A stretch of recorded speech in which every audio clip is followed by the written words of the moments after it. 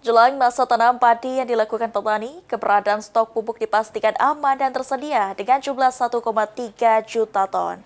Selanjutnya, pemerintah daerah diminta untuk mendata kembali jumlah petani yang ada agar penyaluran pupuk tepat sasaran.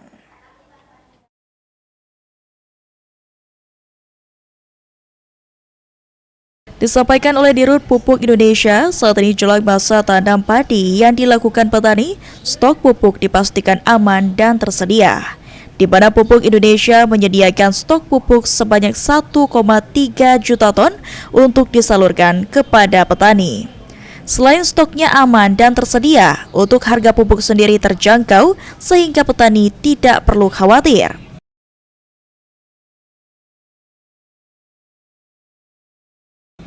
Oleh karenanya, agar penyaluran pupuk tepat sasaran, Dirut Pupuk Indonesia meminta kepada pemerintah daerah agar mendata jumlah petani yang ada agar proses penyaluran pupuk tepat sasaran.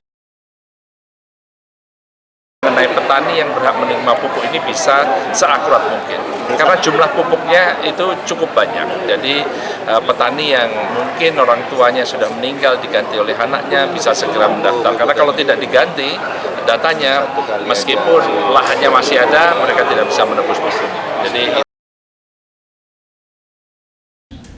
sampai saat ini menurut Rahmat pribadi, untuk serapan pupuk sendiri cukup baik, bahkan alami kenaikan 20% karena harga pupuk yang mulai turun.